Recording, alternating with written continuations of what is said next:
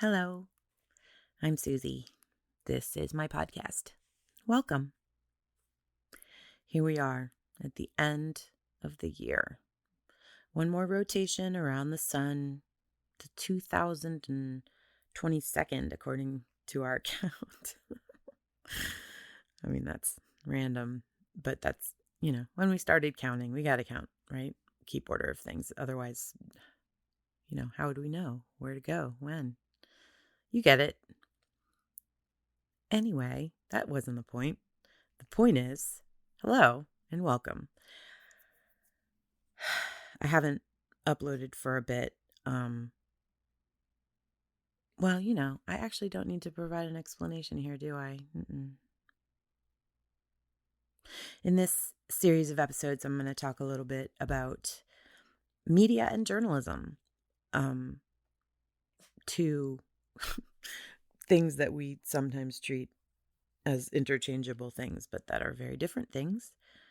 We talk about them very much as though they're interchangeable things or the same thing, and they very much are not. And I think it's a worthwhile moment to pause and say, how do we digest, media at large?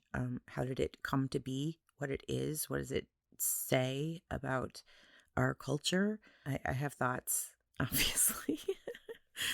And I'm going to share some of them with you. So, all right. It's interesting to me that we do treat media and journalism in this way that treats them as though they're the same thing, though they're two distinct, sort of entities, and in a way, or one is rather a framework or a structure, an architecture, and another is sort of one of the bricks, in that architecture, or rather a column or a keystone, right? Like journalism is really central to our lives as Americans, as citizens of the world in general, and media is really just a means of conveying messages, and so we, in our colloquial parlance, right, our dialectic as Americans, we talk a lot about the media. One of my favorite human qualities is our adaptability. It's what makes us capable of having the sort of mental flexibility to repeat the same identical behaviors, but to see them as entirely new, like your old grandparent complaining about kids these days. A common refrain throughout history is media bias, or the myth of liberal media. And I want to talk about that history a little and how journalism is seated in that framework of social understanding.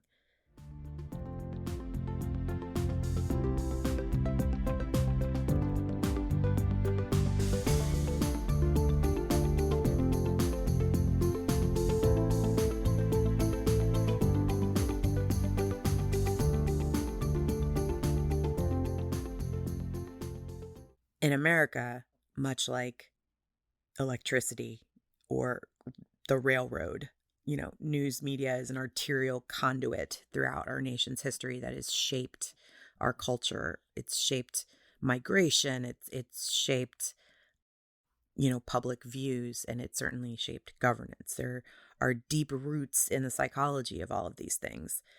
But the social effects are best viewed through, a somewhat narrower lens. So, unlike previous episodes, there'll be no lengthy historical liturgies to follow. I mean, a little, you're dealing with at this stage, I hope. Instead, I'd like to attack it from three sort of topographical layers. The top and broadest layer being that of epistemology, the theory of knowledge, how we understand, how we believe, right? What are the basic and common underpinnings of a human mind's means of achieving understanding? Not merely the accumulation of data, nor merely the structural processes by which we formulate thoughts and ideas, but the more sophisticated dance of curation, discernment, distillation, and rejection of data to develop a cohesive narrative. Then the next layer down, a look at media as a concept of communication, even down to the word itself and what that conveys to us within a social dialogue.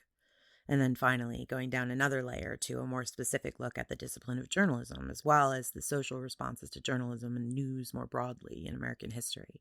A messy business, to be sure. So that is what is coming up, and I hope that you will hang with me. I'm sure that I have successfully made it sound dull as dishwater, as I think I maybe have a habit of doing, like sort of gearing you up for some really dry, boring content. But, I'm going to deliver it to you in a way that's refreshing and entertaining. And that is also interesting because, lest we forget, history is crazy. Oh my goodness. There are so many nuances to American history in general, of course, but American history specifically. And I'm biased, of course, because I am an American. It's obviously like in my DNA, but holy smokes, we do it better than anyone. Like our level of crazy is just spectacularly dramatic, and it's a circus, and so therefore it's very entertaining and it's fun to look at and talk about, but it's also very revealing and very illuminating in terms of where we are right now and how we continue to repeat the same cycles over and over and over again. And so I invite you to come along for the ride. Let's get on this crazy roller coaster together and talk about media and journalism. Mm-hmm.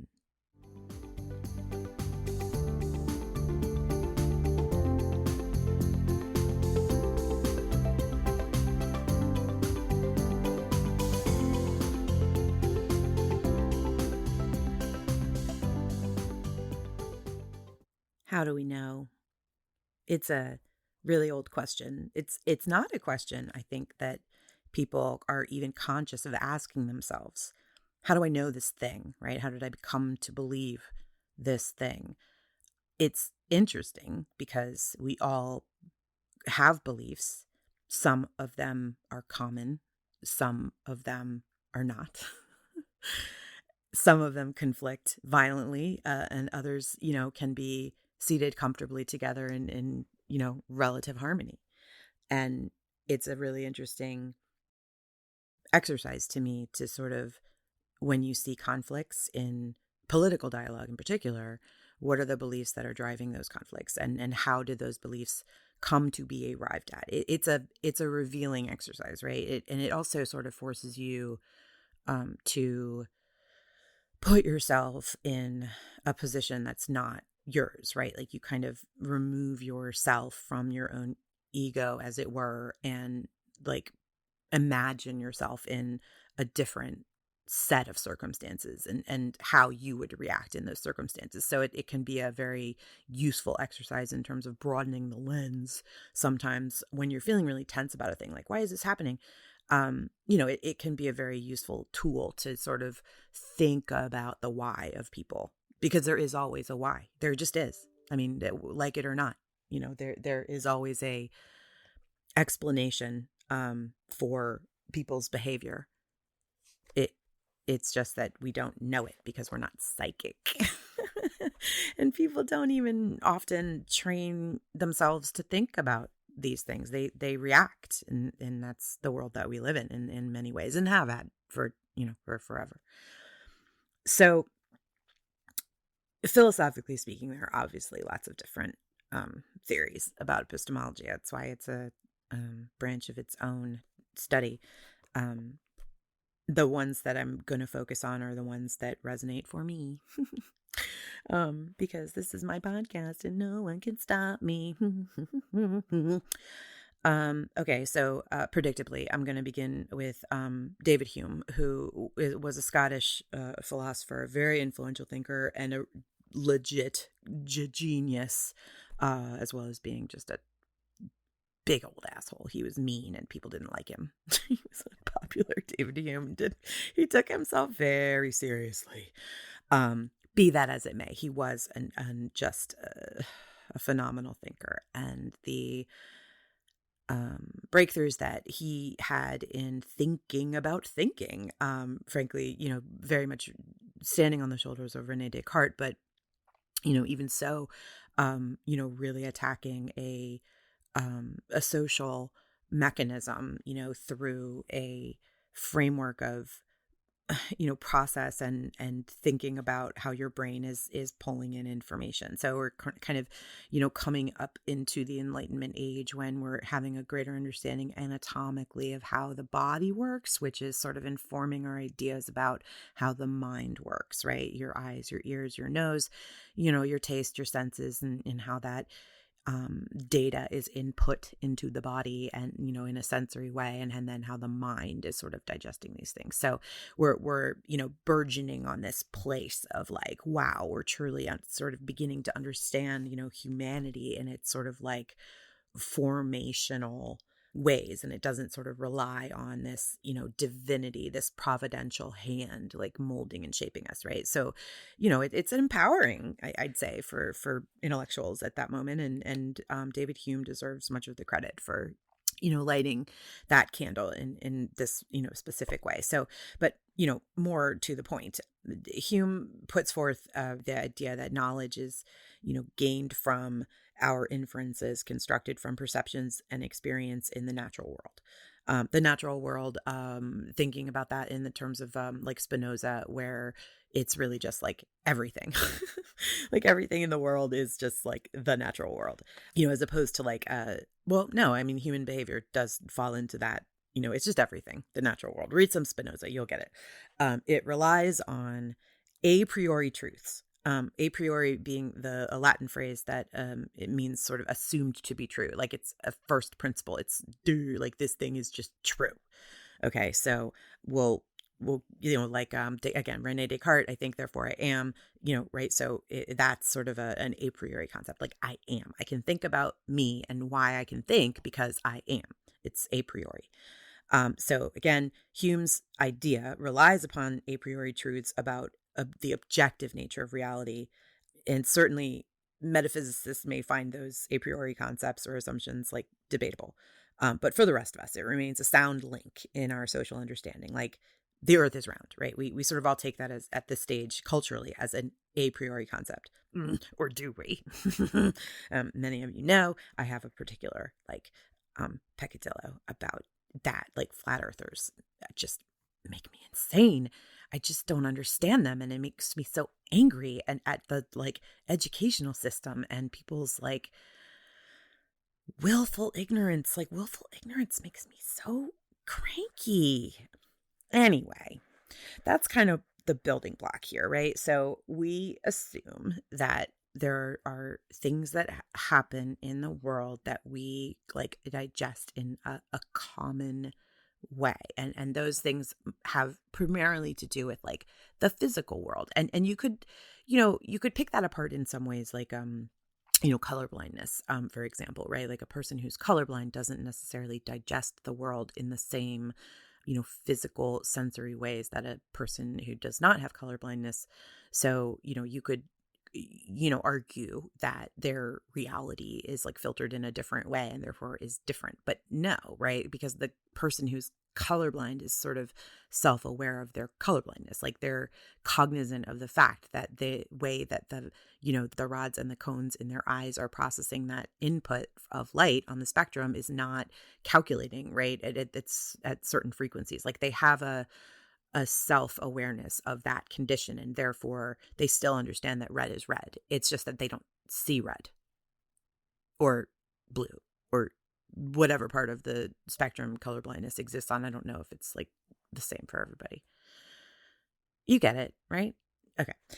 So building upon that, right, like Hume's sort of explaining, right, like how we come to like have knowledge and sort of like function, in reality in these sort of intuitive ways.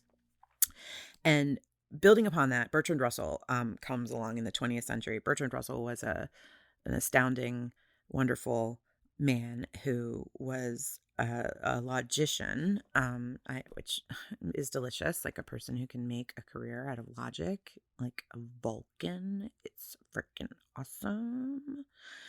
But Bertrand Russell comes up with a concept that he refers to as neutral monism. And I love this concept because I feel like it just really acutely identifies an important nuance to how we discern, right? How we calculate data in our mind. So the way he describes it is as follows, quote, "The whole duality of mind and matter is a mistake.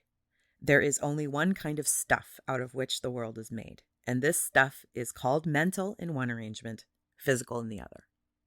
I love it. It's so poignant. First of all, let's just congratulate Bertrand Russell on the total legitimization of the academic use of the term stuff.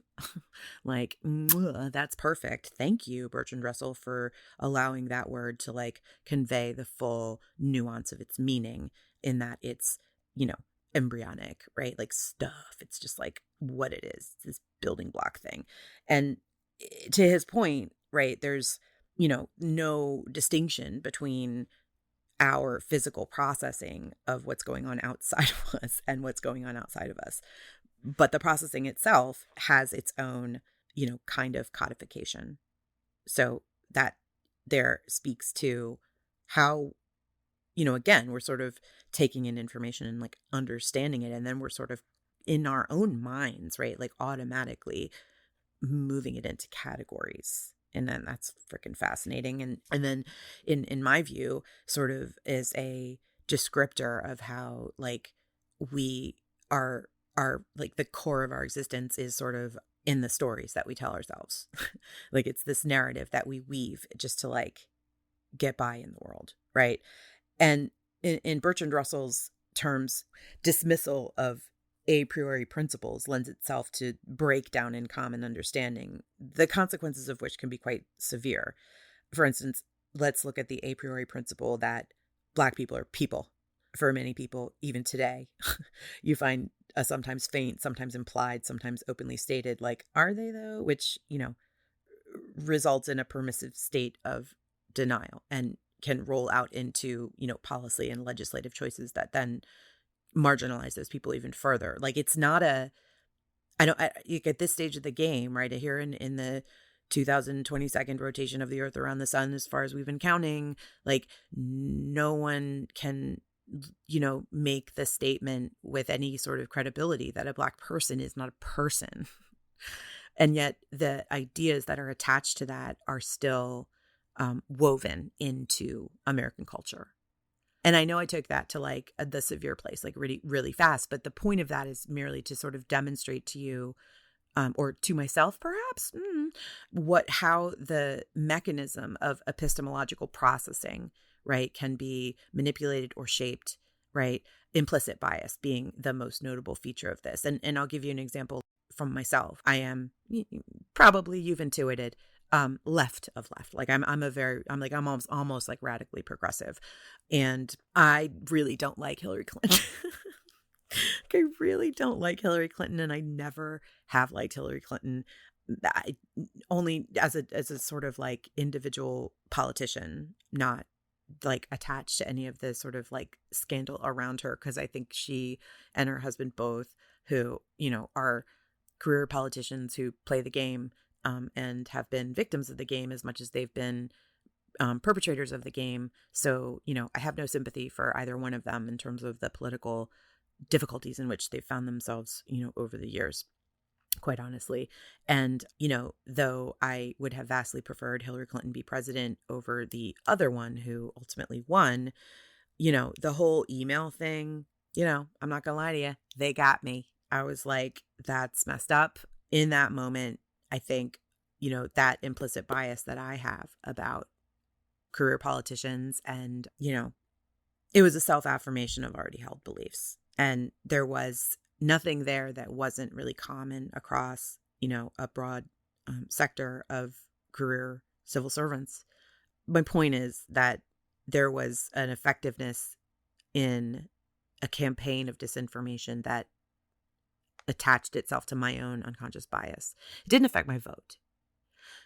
And I don't know that it went so far as to affect my opinion of her, but it affirmed, my opinion of her. And I can imagine a person who, not as progressive, who disliked her as much as I did, but who was more apt to swing their vote, right? Like there you can kind of see 1+1 is 2 scenario where, like, if it affected me, who's already like, ugh, this bitch, then what about other people who are legitimately like trying to make a choice?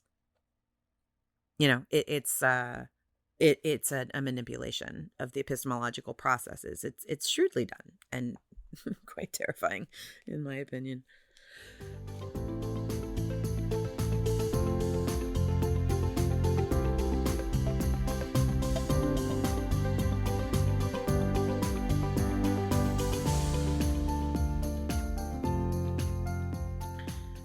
Where discord exists in our epistemic landscape, the conflict often is a lot more sophisticated than it may appear at first glance. In certain circumstances, that conflict doesn't represent a difference of opinion so much as a basic disagreement about the nature of a person's reality. And I think this is what characterizes religious differences, is the most sort of, textbook example. So when you have two conflicting realities, that's a really difficult landscape to traverse in terms of persuading a person, right? You're crumbling a person's reality in some ways if you're trying to persuade them to a worldview that is diametrically opposed to your own. And that's obviously, that's a really, hard thing to do. So one wonders, solution. I don't have one. And also that's not really the point of this, this series of episodes. What I'm driving at here is that, there is a process by which we, formulate our beliefs. It is affected by the experiences that are around us. Those experiences are not sort of taken at always the objective truth of what they are. We could even debate that objective truth is something that, exists in a meaningful way, right? But we have to use it as a practical concept. Otherwise, we'd all just be floating bubbles bumping into one another. I mean, like, that's what we are. But never mind all that. We can't live that way, right? Like, you can't buy toilet paper if you're just a floating bubble bumping around into other people. You need toilet paper. Like, you get it. We have to live. We have to work. We have to feed our children. We have to survive. So we have to have a kind of agreed upon reality in which we can intersect and do those things. And, that's hard to do when there's a million bajillion different universes, like, all existing, simultaneously together. It's a really complex dance. It's a miracle that it's happening at all. It's crazy.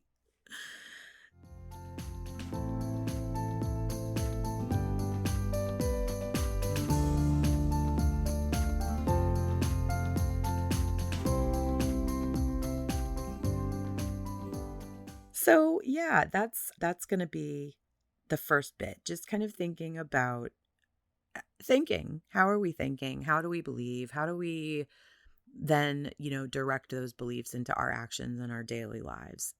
And in the next bit, I'm going to talk a little bit more about the idea of media as a whole. Like, what is it? What do we think about? Like, of course, that whole like liberal media, the news media, like that's the main focus, right? But media as a whole, and why is it that we contextualize it in American society and perhaps, the world round? I don't know. I don't live in the world round. I live in America.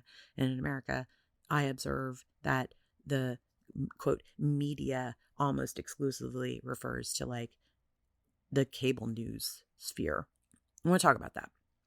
So I hope you enjoyed this bit, and I hope that it was sufficiently amusing for you.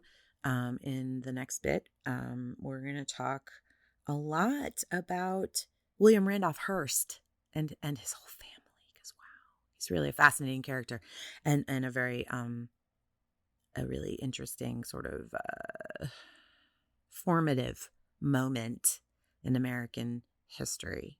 So tune in. I predict you will enjoy it because there's a lot of drama. I love it. I love the drama. All right. Thank you for listening. If you would like to reach out or contact me in any way, I have an email address. That's Susie Makes a Podcast, SUZI Makes a Podcast @gmail.com. And you can also find me on Instagram @Susie Makes a Podcast. So until next time.